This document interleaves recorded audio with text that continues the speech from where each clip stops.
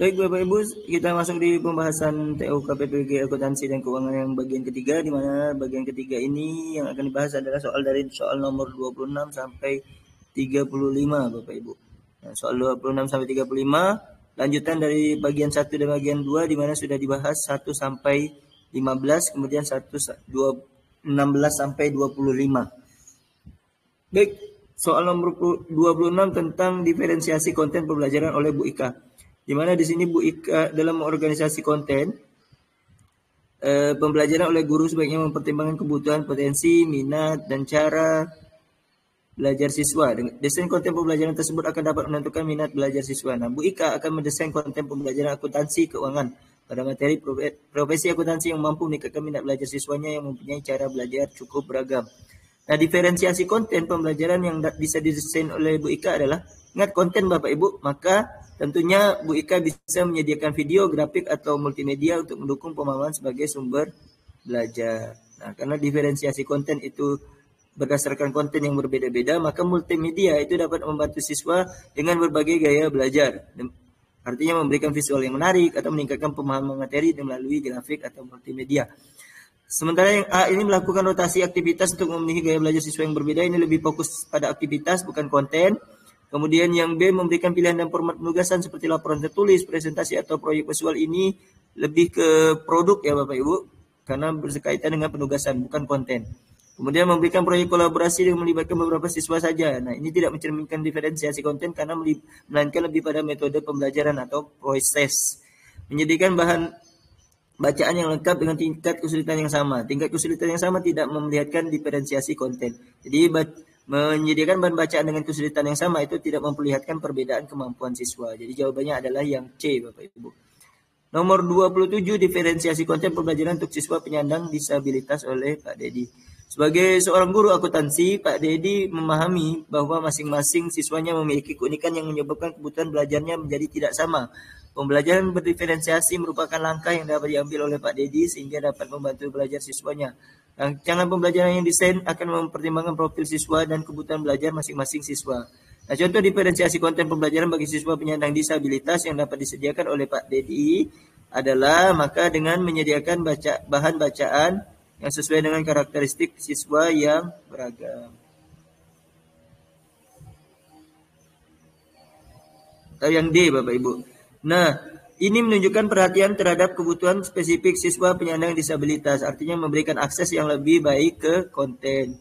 Sementara yang A ini menyediakan bahan bacaan yang lengkap berisi resume materi dan soal latihan. Bahan bacaan yang sama untuk semua siswa itu tidak memperhatikan kebutuhan spesifik, apalagi untuk yang disabilitas tadi.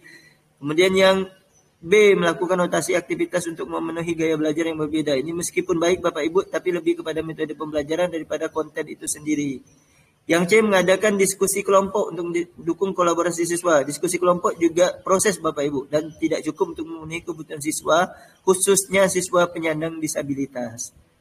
Yang E memberikan proyek kolaboratif melibatkan siswa dalam menghasilkan produk bersama. Nah, ini diferensiasi produk Bapak Ibu karena proyek kolaboratif tidak menjamin aksesibilitas juga bagi siswa penyandang disabilitas.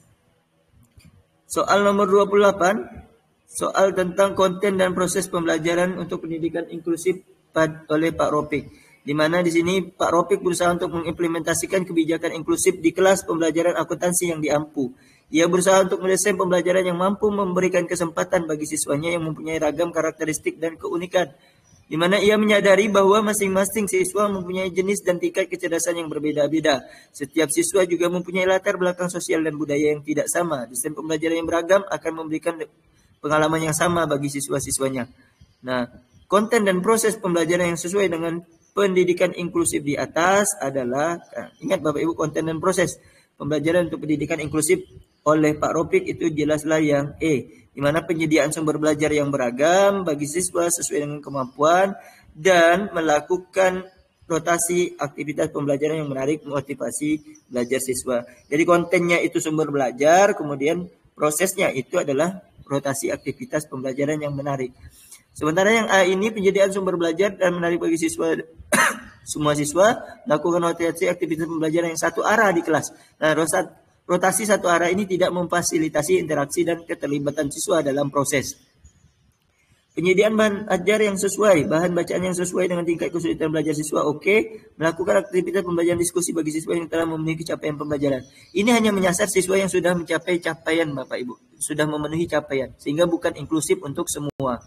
Yang C, penyediaan bahan bacaan yang sama untuk semua siswa, aktivitas pembelajaran diskusi bagi siswa telah memenuhi kriteria ketercapaian tujuan pembelajaran. Ini juga tidak memperlihatkan perbedaan kemampuan siswa, terutama tidak ada diferensiasi kontennya, karena memberikan bacaan yang sama. Yang D, penyediaan bahan ajar dan menarik dan menerapkan pembelajaran berbasis proyek bagi siswa yang belum memenuhi capaian pembelajaran. Ini juga tidak inklusif karena fokus pada siswa yang belum memenuhi capaian saja. Sehingga jawabannya adalah yang E, Bapak Ibu. Nomor 29, desain pembelajaran oleh Bu Dina. Di mana Bu Dina ini adalah seorang guru produk akuntansi. Bu Dina ingin membuat desain pembelajaran terkait peserta didik mampu menjalankan tahapan proses akuntansi secara menyeluruh, baik akuntansi pada perusahaan jasa, perusahaan dagang, dan perusahaan manufaktur, antara lain menerapkan prinsip praktik profesional dalam bekerja, menerapkan praktik-praktik kesehatan dan keselamatan di tempat kerja, memproses entry jurnal, memproses buku besar, menyusun laporan keuangan, serta menyusun laporan keuangan. Berikut ini desain pembelajaran yang sesuai dengan capaian pembelajaran tersebut. Nah, kecuali Bapak Ibu, artinya yang tidak. Artinya yang tidak cocok ini adalah A, Bapak Ibu, yaitu melakukan penugasan mengenai proses pencatatan laporan keuangan perusahaan jasa, manufaktur, dan perbankan. Karena ini tidak konsisten dengan fokus pembelajaran akuntansi yang diinginkan, yang seharusnya hanya mencakup jasa, dagang, dan manufaktur. Sementara yang B ini jelas benar, melakukan diskusi mengenai prinsip-prinsip pembukaan perusahaan jasa, dagang, dan manufaktur. Nah, ini relevan dan sesuai dengan capaian pembelajaran. Begitu juga yang C, melakukan penugasan untuk menyusun laporan keuangan pada perusahaan jasa, dagang, dan manufaktur juga sesuai dengan capaian pembelajaran. Yang D, melakukan penugasan tentang proses bisnis perusahaan jasa, dagang, dan manufaktur juga relevan dengan fokus pembelajaran, Bapak Ibu.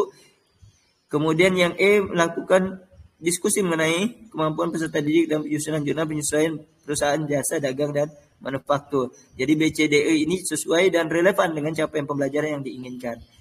Jadi tidak ada perbankan di situ, tapi jasa, dagang, dan manufaktur.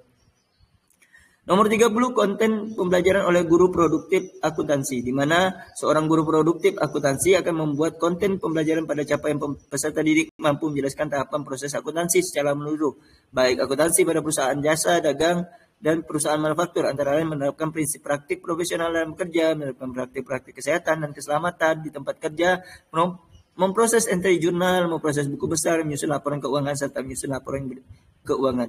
Nah, berikut ini konten pembelajaran yang sesuai dengan capaian pembelajaran tersebut. Nah, kalau tadi Bapak Ibu desain pembelajaran, sekarang konten pembelajarannya untuk soal nomor 30, maka yang benar atau tidak sesuai di sini ya, yang kecuali adalah sejarah uang dan akuntansi perusahaan dan manufaktur. Jadi yang kecuali atau tidak cocok di sini adalah sejarah uang dan akuntansi perusahaan dan manufaktur, di mana ini tidak relevan dengan capaian pembelajaran yang berkaitan dengan proses akuntansi dan praktik profesional.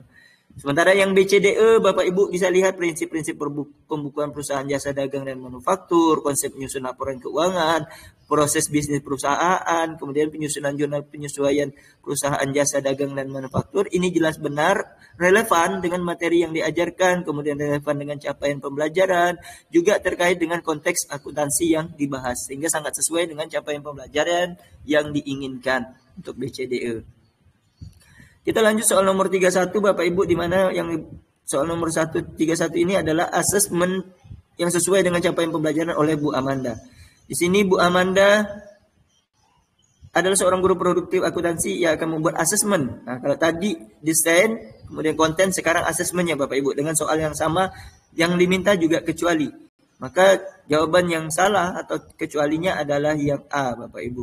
Yang A ini melakukan tes lisan mengenai proses pencatatan laporan keuangan pada perusahaan jasa, dagang, dan manufaktur.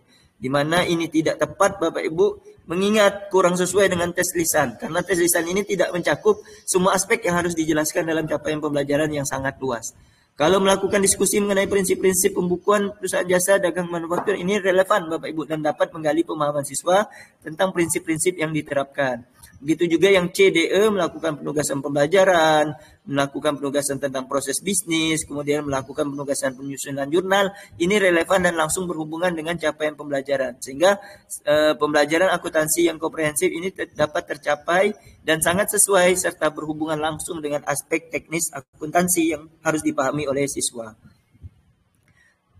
Soal nomor 32, kegiatan yang menimbulkan rasa aman selama pembelajaran oleh Pak Bagus, di mana Pak Bagus akan mengajar materi proses pembelajaran terdapat mata pelajaran akuntansi keuangan. Saat pembelajaran akan dimulai, peserta didik di kelas diberikan motivasi dan gambaran mengenai materi yang akan dipelajari. Kegiatan yang dapat menimbulkan rasa aman selama pembelajaran berlangsung dapat dicerminkan melalui kegiatan pembelajaran, yaitu di mana siswa peserta didik itu diberikan ilustrasi manfaat memahami materi awal akuntansi keuangan perusahaan dan lembaga.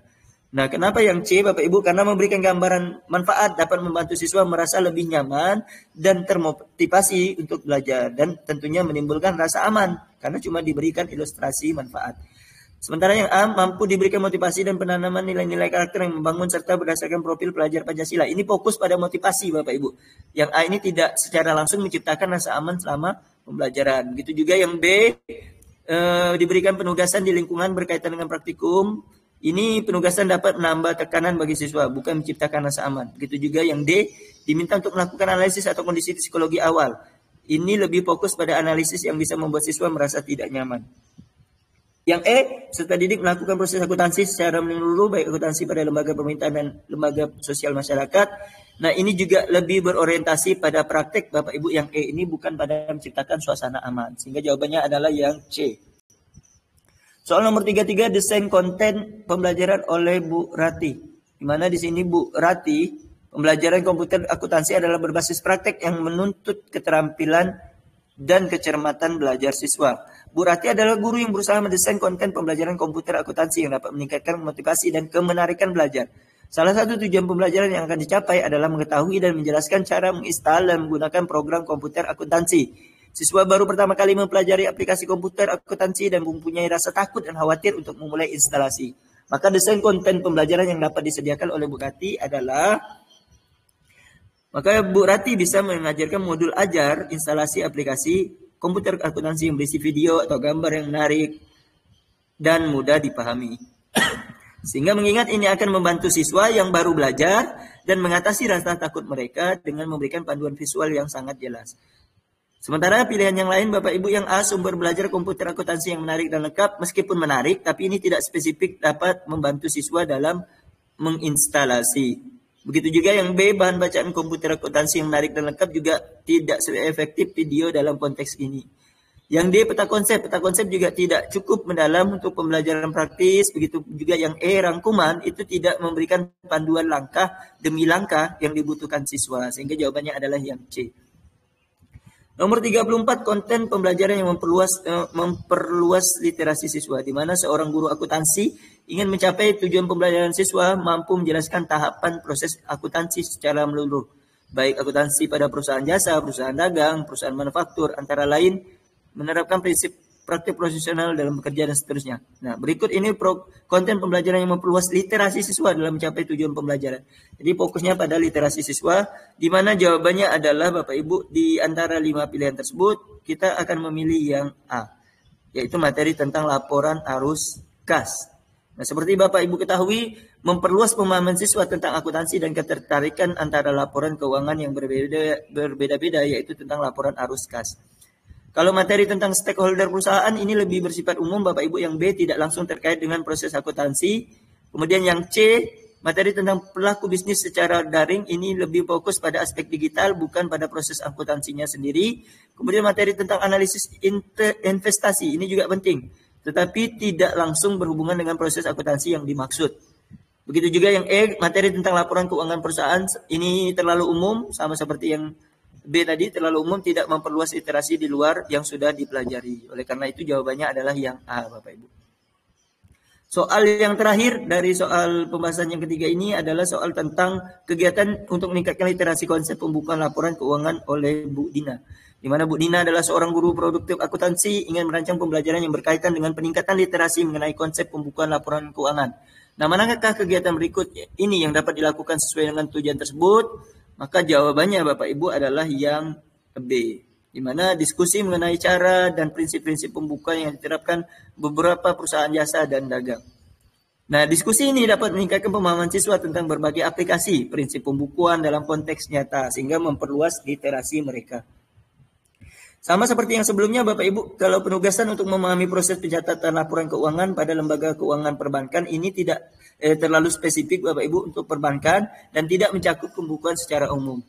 Begitu juga yang C, penugasan kepada peserta didik untuk menyusun pembukuan perusahaan jasa, dagang, dan manufaktur juga lebih fokus pada tugas praktis daripada diskusi yang memperluas pemahaman.